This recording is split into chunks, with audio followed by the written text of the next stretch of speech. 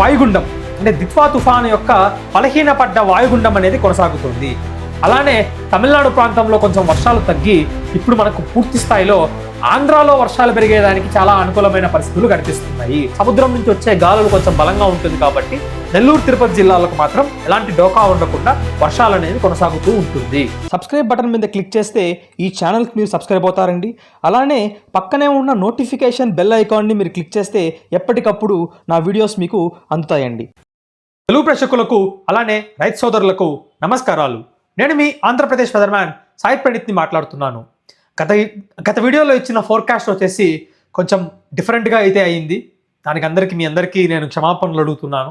ఎందుకంటే పొడి వాతావరణం అనేది తీవ్ర స్థాయిలో అంటే ఊహించని దానికంటే చాలా ఎక్కువగా పొడి వాతావరణం అనేది మనకు ఆ సైక్లోన్ చుట్టూ దిత్వా తుఫాను చుట్టూ కమ్ముకోవడం వలన తమిళనాడు కానీ ఆంధ్రాలో కానీ ఊహించినంత వర్షాలు అయితే పడలేదు.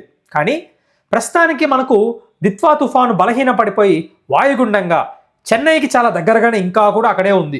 గత 2 రోజులుగా మనకు చెన్నైకి దగ్గరగానే అటు పోదామా ఇటు పోదామా అనేది స్టక్ అయిపోయింది.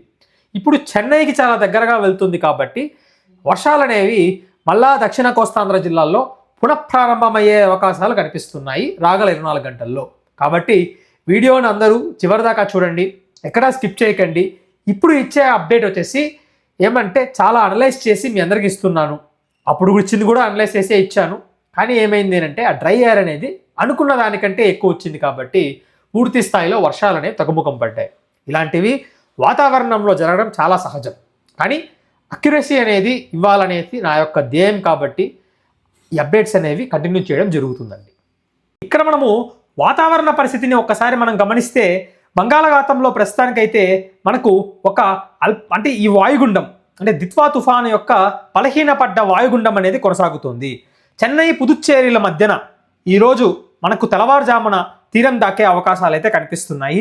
ఇది మెల్లగా ఏమవుతుంది అంటే రాగల 24 గంటల్లో తమిళనాడు ప్రాంతంలోకి వెళ్ళి ఆ తర్వాత వాయువ్య దిశగా దాని తర్వాత వచ్చేసి నైరుతి దిశగా కదిలి కేరళ రాష్ట్రం వైపుగా అల్పపీడనంగా వెళ్ళి బలహీనపడుతుంది.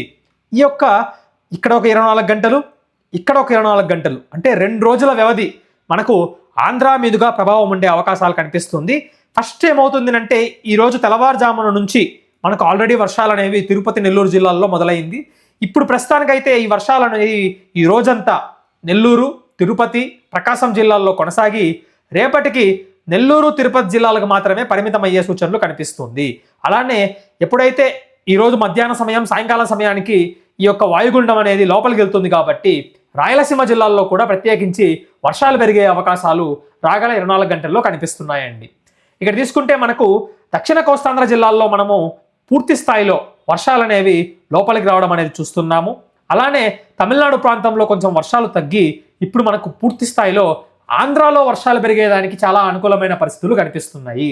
అదే కాకుండా ఈ యొక్క మేఘాల కూటమి రాయలసీమ జిల్లాల్లో కూడా ప్రవేశిస్తుంది కాబట్టి చలితో పాటుగా వర్షాలు కూడా ఈ రోజంతా అలానే రేపు కూడా కొనసాగే సూచనలు కనిపిస్తున్నాయి.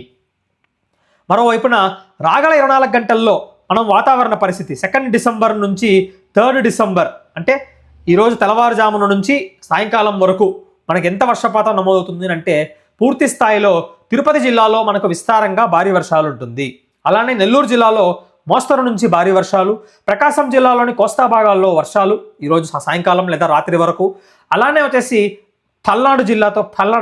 బాపట్ల జిల్లాతో పాటుగా కృష్ణా జిల్లాలో మోస్తరు నుంచి భారీ వర్షాలు ఉండే అవకాశాలు రాగల 24 గంటల్లో కనిపిస్తుంది. పశ్చిమ గోదావరి జిల్లాలోని తీర ప్రాంతాలు అంటే నరసాపురము భీమవరము ఇట్లాంటి ప్రాంతాలు, కోనసీమ జిల్లాలో ముఖ్యంగా అమలాపురం ప్రాంతంలో మనము మోస్తరు నుంచి భారీ వర్షాలు అక్కడక్కడ చూసే అవకాశాలు రాగల 24 గంటల్లో కనిపిస్తుంది. ఈరోజు తెల్లవారుజామున నుంచి నేను చెప్పిన ఈ ప్రాంతాలన్నింటిలో వర్షాలు అనేవి ఆల్రెడీ పడుతున్నాయి. రాగల 24 గంటల్లో ఈ వర్షాలు కొనసాగుతుంది. రేపు తెల్లవారుజామునకు వెళ్ళేసరికి నెల్లూరు తిరుపతి జిల్లాల్లోకే మాత్రమే విస్తారంగా మనం వర్షాలు చూసే అవకాశాలు కనిపిస్తున్నాయి.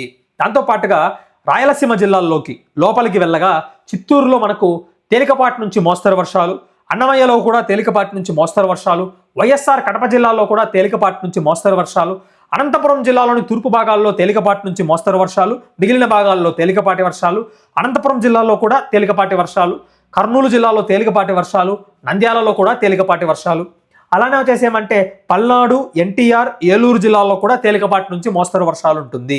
కాకినాడ జిల్లాలో కూడా మనకు తేలికపాటి వర్షాలు ఉంటాయి. వైజాగ్లో అక్కడక్కడ తేలికపాటిగా ఉంటుంది. ఉత్తరాంధ్రలో మనకు స్వల్పంగానే వర్షాలు ఉంటుంది. తెలంగాణ రాష్ట్రంలో కూడా అది కూడా బార్డర్ ఏరియాస్లో, ఆంధ్ర తెలంగాణ సరిహద్దు ప్రాంతాల్లో మాత్రమే స్వల్పంగా వర్షాలు ఉంటుందే కానీ ఎక్కడా విస్తారంగా భారీ వర్షాలు ఉండవు.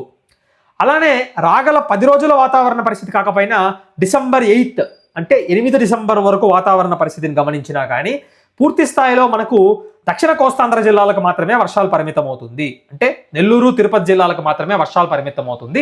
అందులో కొంచెం తిరుపతి పక్కన కొంచెం వర్షాలు అనేవి ఎక్కువగా ఉండే సూచనలు కనిపిస్తుంది.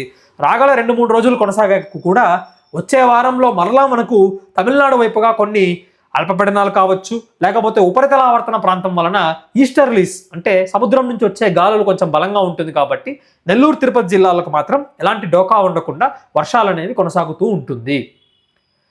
ఇప్పుడు ప్రస్తుతానికి సైక్లోన్ యొక్క ట్రాక్ తీసుకున్నాము అంటే సైక్లోన్ అనేది ప్రస్తుతానికి అయితే లేదు. కేవలం వచ్చేసి వాయుగుండంగా కొనసాగి అది బలహీన పడిపోయి ఇలా కేరళ రాష్ట్రం మీదుగా వెళ్తుంది. సో రాగల 24 గంటలతో పాటుగా రాగల 48 గంటల వరకు మనకు దక్షిణ కోస్తాంధ్ర జిల్లాలో వర్షాలు ఉంటుంది కాబట్టి ప్రజలందరూ జాగ్రత్తలు తీసుకోవాల్సిన అవసరం ఎంతగానో ఉంది. అలానే ఒక్కసారి విండ్ ట్రాక్ కూడా చూసినామనంటే గాలులు ఏ విధంగా ఉంటుంది అంటే ఇక్కడ మనకు తమిళనాడులో పుదుచ్చేరికి దగ్గరగా, చెన్నైకి దగ్గరగా మనకు వాయుగుండం తీరాన్ని తాకుతుంది కాబట్టి తిరుపతి, నెల్లూరు జిల్లాల్లో విస్తారంగా భారీ వర్షాలు ఉంటుంది. అలానే విండ్ కన్వర్జెన్స్ చూసినాము అంటే పూర్తి స్థాయిలో ఈ యొక్క కోస్తా భాగం, తిరుపతి, నెల్లూరు కోస్తా భాగంలో, అలానే ప్రకాశం జిల్లాలోని కోస్తా భాగము, బాపట్ల, కృష్ణా జిల్లాలోని కోస్తా భాగాల్లో పూర్తి స్థాయిలో విండ్ కన్వర్జెన్స్ ఉంది కాబట్టి డెఫినెట్గా తప్పకుండా 100% మనకు వర్షాలు అనేవి పూర్తి స్థాయిలో నమోదయ్యే సూచనలు కనిపిస్తున్నాయి. ఇది అండి ఓవరాల్గా వాతావరణ update. Thanks for watching this video అండి.